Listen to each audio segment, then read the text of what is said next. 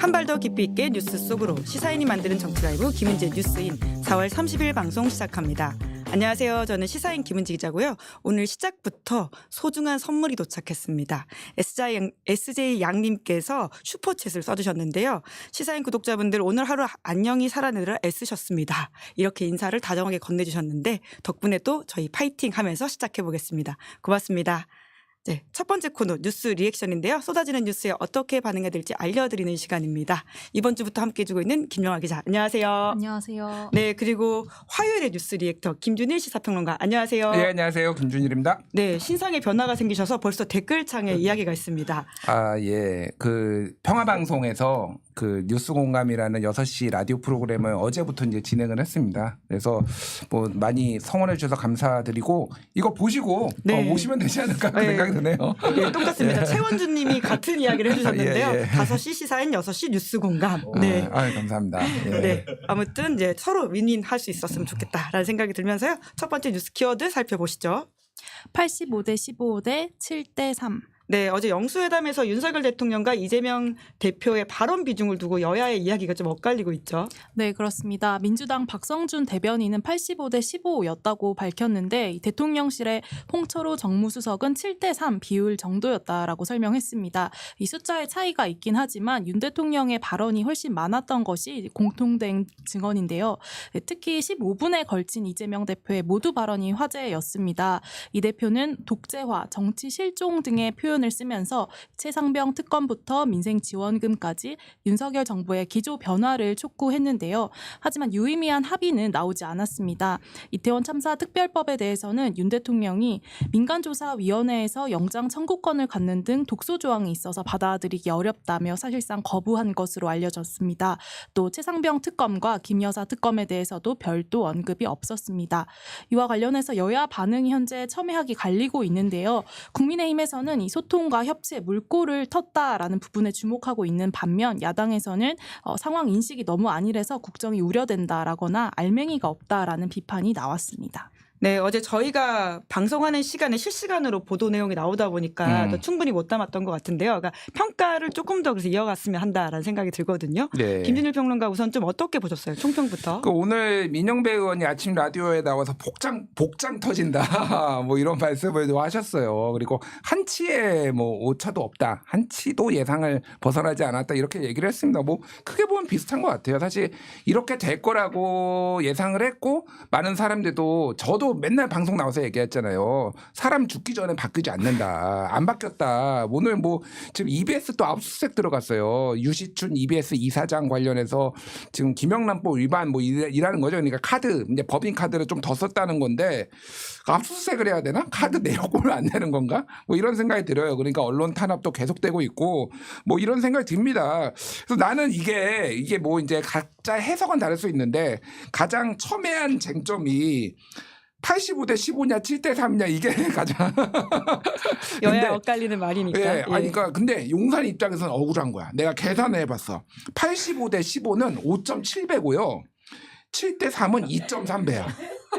억울하지. 우리는 대통령은 2.3배밖에 더 얘기를 안 했는데 저 민주당 애들은 막 5.7배나 더 얘기했다라고 하니 얼마나 억울하겠어. 가짜뉴스다. 민주당이 잘못했네. 예. 이건 민주당이 뭐 모르겠습니다. 요 어딘가에 있겠죠. 진실은 요 뭐 사이 어딘데 확실한 거는 어쨌든 말씀하셨다시피 대통령의 말이 훨씬 많았다. 뭐 이거는 확인할 수 있었던 것 같아요. 네. 네. 여기 뭐 보니까 각자의 득실의 점수를 매겨달라고 여기 써 있는데 제가 점수를 준비해 왔어요. 그래서 오. 준비해 왔습니다. 네, 썸네일 각인가요? 썸네일 각.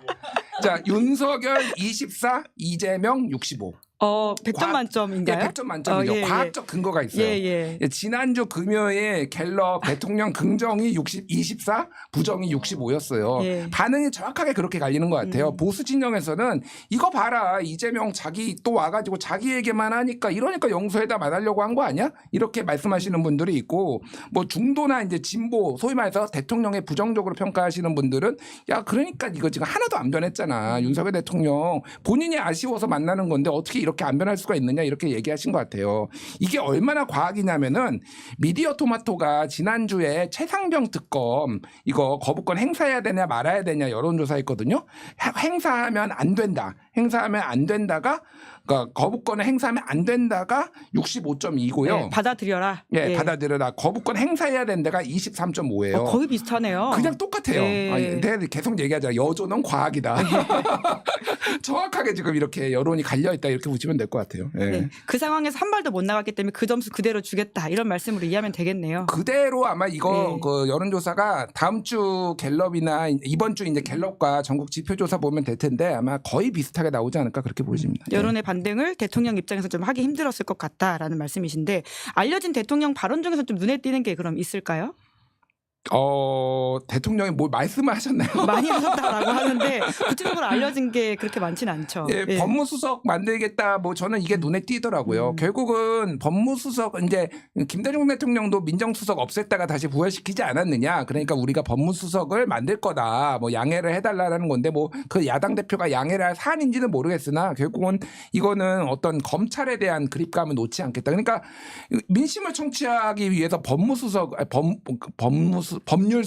죄송합니다. 사실은 민정수석실이다라는 비판을 받고 있는 곳이죠. 예. 그냥 민정수석실이 하던 역할을 하겠다라는 건데 이름을 민정수석이라고 안 하고 자기가 공약으로 없애겠다고 했으니 법률수석이란 걸 만들겠다라는 건데 법률수석을 왜 민심 청취용으로 만드는지 그러니까 법조인의 시각이 정확하게 들어가 있다라는 걸 생각을 하고 그럼 왜 시민사회 수석은 민심을 청취하기 위해서는 시민사회 얘기를 들어야 되는 거 아닌가요? 근데 황상무 수석이 사퇴한 이후에 시민사회 수석 없애버렸어요. 그러니까 민심을 청취할 수 있는 루트는 굉장히 많습니다.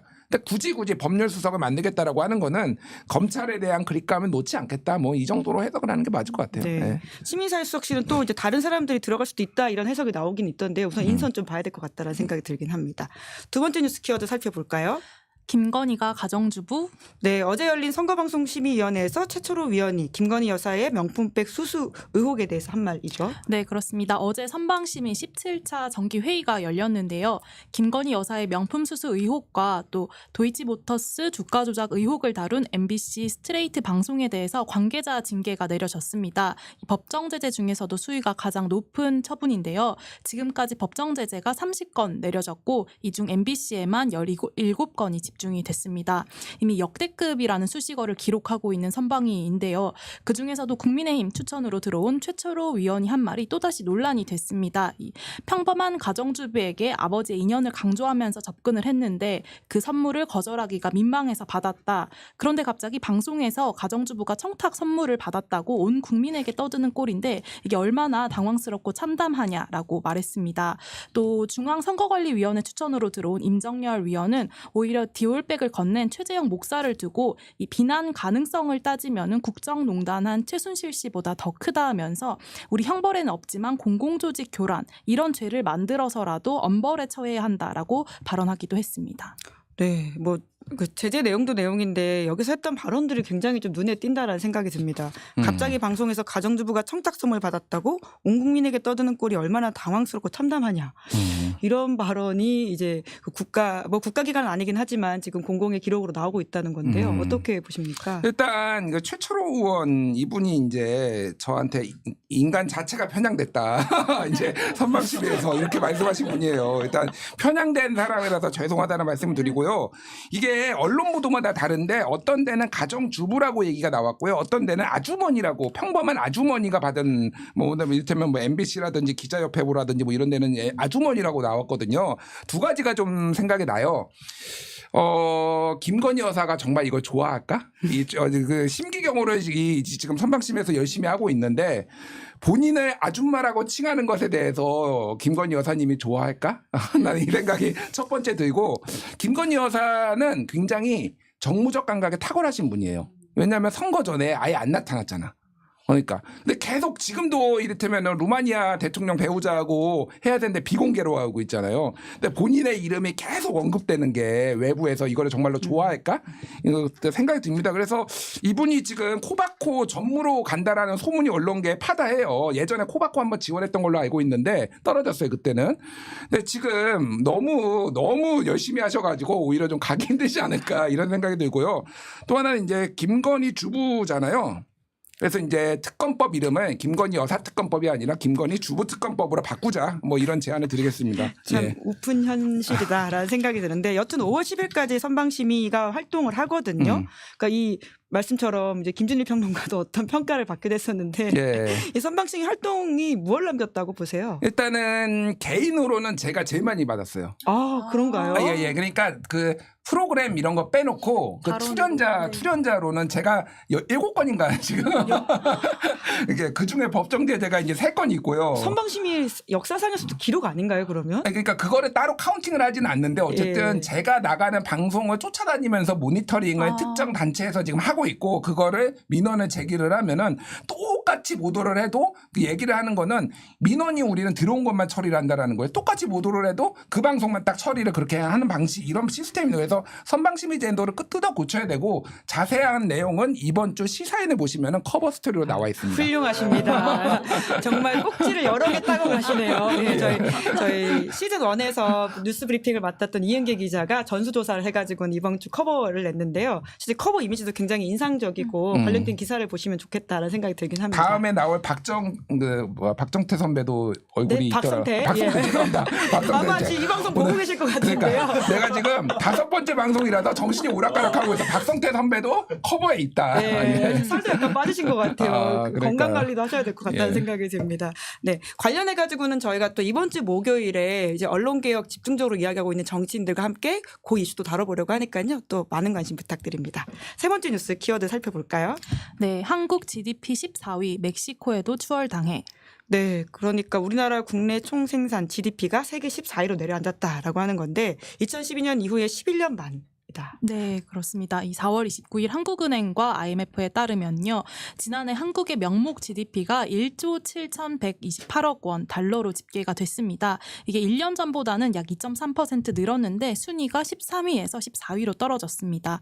그 사이 멕시코의 경제 규모가 한국을 앞섰는데요. 한국이 2020년 에는 10위였는데 이 순위가 계속 뒷걸음질 치고 있다라는 게 하나의 핵심으로 보입니다. 특히 IMF는 2029년쯤에는 인도네시아가 GDP에서 한국을 추월할 것이다 이렇게 전망을 하기도 했습니다. 네, 그러니까 이렇게 경제 지표가 사실 정치에도 선거에도 영향을 미친다 이런 칼럼이 오늘 좀 나오기도 했더라고요. 조선일보에서 썼어요. 예. 그래서 뭐 이제 그냥 안전벨트 단단히 매셔야 될 것 같아요. 제가 보기에는 지금 굉장히 지표가 안 좋고요. 일단은 뭐 재작년 기준으로 우리나라 무역 수지가 전 세계에서 197위 했다. 북한보다 떨어졌다. 뭐 이런 것도 나왔어요. 지금은 좀 회복이 되긴 했습니다만 뭐 이런 것도 있고요. 지금 전체적으로 보면 우리나라 경제가 지금 다 후퇴하고 있다.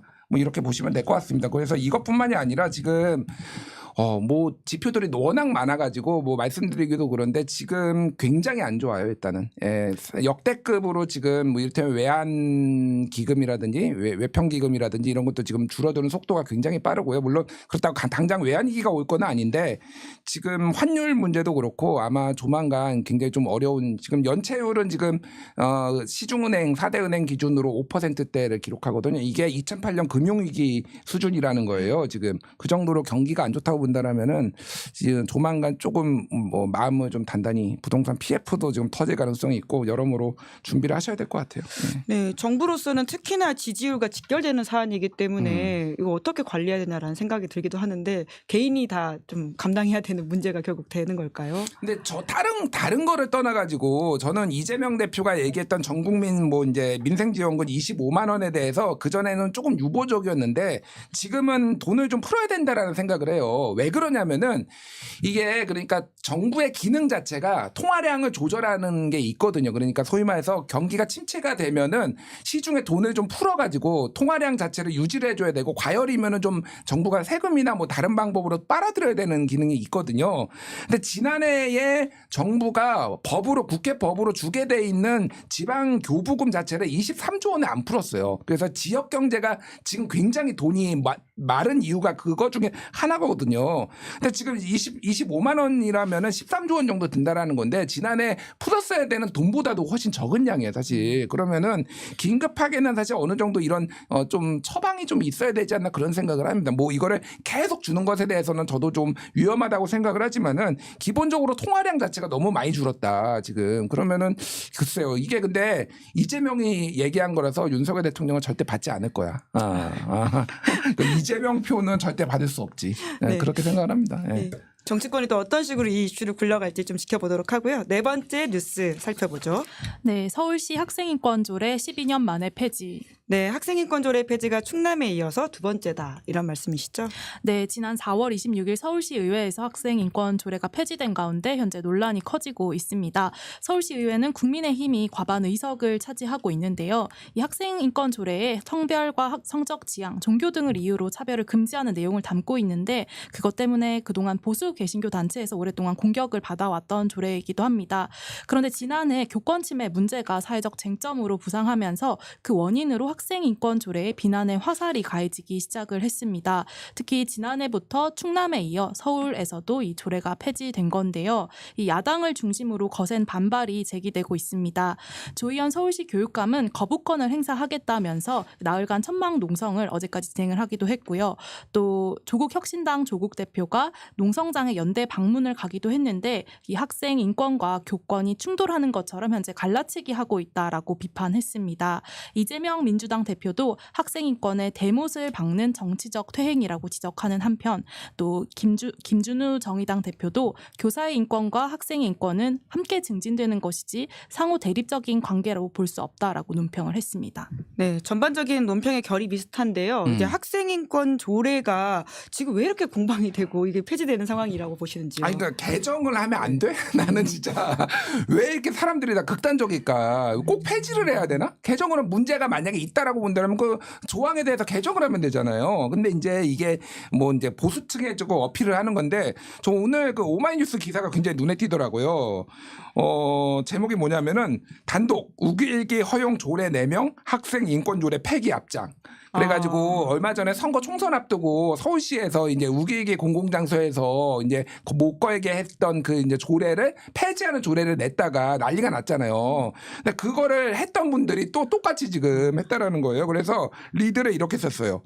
일제 우기일기의 권익은 보장하려고 하는 반면 학생의 이 권익은 폐기하는 거 아니냐 비판이 나온다. 이렇게 참 찰지게 썼다 이런 생각이 드는데 너무 극단적이야. TBS도 교통방송도 지금 폐지하겠다라는 거 아니에요? 그렇죠. 지금 지원금 안 줘가지고 서울시가, 예. 서울시 의회 정확하게는. 예. 그래서 오세훈 시장은 오히려 서울시 의회를 내가 설득하겠다. 이거 좀 지원금 좀 연장하게 해달라라고 얘기를 할 정도로 서울시 의회가 좀 극단적으로 좀 나가고 있습니다. 그래서 좀 이러지 좀 말자. 그러니까 이게 좀 그러니까 너무 극단적으로 갈 경우에는 이게 부메랑으로 좀 돌아온다. 이렇게 좀 말씀드리겠습니다. 예. 네, 그러니까 정치적으로 학교를 이용하는 게 학생들을 이용하는 게 누구냐 뭐 이런 생각이 좀 들기도 하는데요. 그 실제로 이제 각 야당의 대표의 이야기처럼 이게 충돌하는 것이냐라는 질문을 가장 근본적으로 해야 되지 않을까라는 생각도 듭니다. 그러니까 개정을 하면 돼요. 정말 문제가 있으면 문제가 있는지도 정말 모르겠으나 그러면은 교권을 확립하는 조례를 만들고 뭐 이렇게 각자 만들면 되는 거 아닌가요? 그러니까. 네, 이게 풀뜯는 고양이님도 댓글을 달아주셨는데요. 도대체 교권과 학생 인권이 왜 시속 게임을 하는 개념으로 둔갑되어 버린 거냐?